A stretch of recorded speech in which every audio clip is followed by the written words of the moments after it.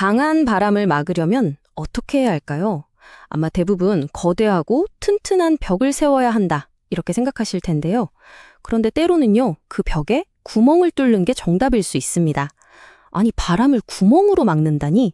이 역설적인 기술 뒤에 숨겨진 놀라운 과학의 세계로 지금 바로 들어가 보시죠.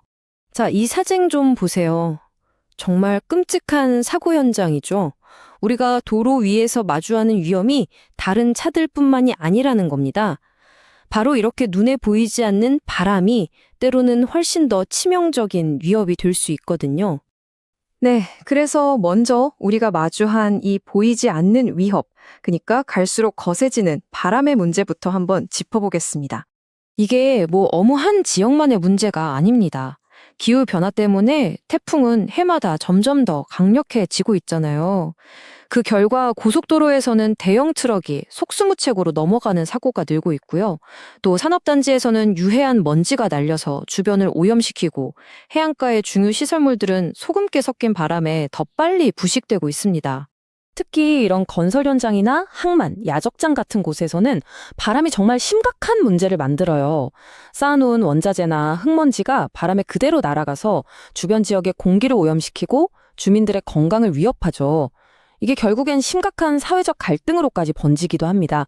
자, 그럼 해결책이 뭘까요? 아주 간단하고 직관적인 방법이 딱 떠오르죠? 바로 거대하고 튼튼하고 바람 한 점 통과 못하게 꽉 막힌 단단한 벽을 세우는 겁니다. 당연히 그래야 할 것 같잖아요. 그런데요, 만약에 그 직관적인 생각이 오히려 문제를 더 키울 수 있다면 어떨까요? 지금부터 그 놀라운 이유를 한번 파헤쳐 보겠습니다. 그러니까 핵심은 바로 이겁니다. 바람을 완벽하게 막으려고 세웠던 그 틈 하나 없는 벽이 역설적이게도 더 큰 위험을 만들어낼 수 있다는 사실. 이게 바로 오늘 이야기의 가장 중요한 반전입니다.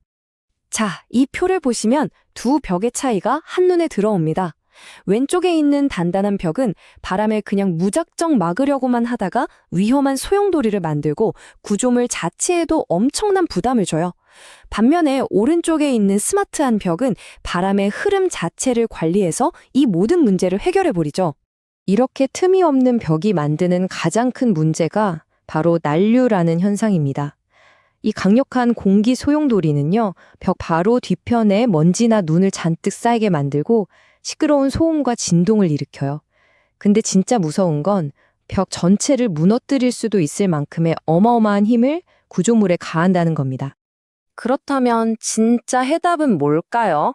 네, 바로 바람을 구멍으로 다스리는 기술, 다공성의 힘에 그 비밀이 있습니다. 다공성, 우리말로는 공극률이라고 하는데요. 쉽게 말해 방풍벽 전체 면적에서 구멍이 차지하는 비율을 뜻합니다. 바로 이 구멍들이 바람을 무식하게 막는 대신 현명하게 통과시키면서 제어하는 핵심적인 역할을 하는 거죠.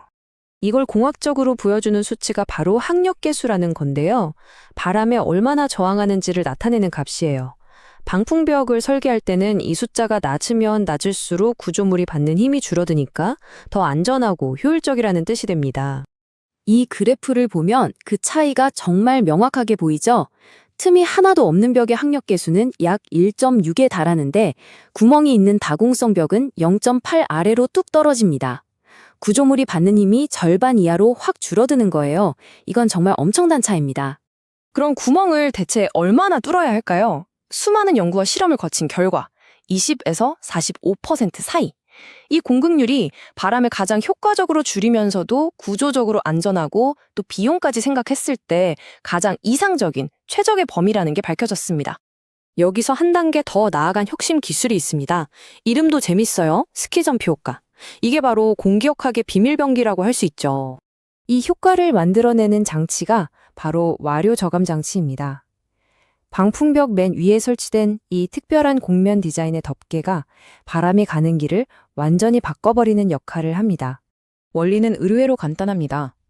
마치 스키점프 선수가 점프대를 박차고 날아오르듯이 바람이 이 곡면을 타고 위쪽으로 솟구쳐 오르는 거예요. 이렇게 바람을 위로 휙 보내버리니까 벽 바로 뒤에 생기는 바람이 잠잠한 보호구역, 이걸 바람그늘이라고 하는데요. 이 구역이 훨씬 더 넓어지는 거죠. 이 기술이 가져오는 가장 놀라운 결과는 바로 이 숫자입니다. 실제 벽 높이에 추가로 2에서 3m의 가상 높이를 더하는 효과를 내거든요. 그러니까 벽을 더 높게 짓지 않고도 더 넓은 지역을 보호할 수 있게 되는 거니까 효율과 비용 두 마리 토끼를 동시에 잡는 셈입니다. 자, 그렇다면 이 놀라운 과학이 실제 우리 세상은 어떻게 바꾸고 있을까요? 실제 사례들을 통해서 직접 한번 확인해 보겠습니다. 가장 먼저 도로입니다. 특히 바람이 많이 부는 다리 위나 산악 구간에서 이 스마트 방풍벽은 아주 강한 옆바람으로부터 차들을 보호해서 대형 사고를 막고 결국 우리의 소중한 생명을 지켜주는 역할을 합니다. 항만이나 산업단지에서는 또 어떨까요? 야적장에 쌓아둔 비싼 원자재가 바람에 날려서 손실되는 걸 막아주고요. 또 아까 봤던 그 비산먼지 문제를 근본적으로 해결해서 주변 지역의 대기 환경을 보호하는 아주 중요한 역할도 하죠. 해안가의 발전소 같은 국가 기관 시설도 마찬가지입니다. 소금기를 머금은 바닷바람은 시설을 부식시키는 주범이잖아요. 이 방풍벽이 염분의 공격을 직접 막아주니까 시설의 수명이 늘어나고 막대한 유지보수 비용까지 줄여주는 겁니다. 여기서 한 가지 더 흥미로운 점은요, 장소에 따라서 최적의 소재를 골라서 쓴다는 거예요. 가령 겨울에 제설제를 많이 뿌리는 고속도로에는 부식에 강한 특수 플라스틱 FRP를 쓰고요. 염분이 많은 해안가에는 알루미늄이나 스테인레스 강을 쓰여 식으로 그 환경에 딱 맞는 최적의 설계를 적용하는 거죠. 바람을 막기 위해 오히려 구멍을 뚫는다. 정말 기발한 역발상이죠? 이 놀라운 공학 기술은 우리에게 중요한 질문 하나를 던집니다.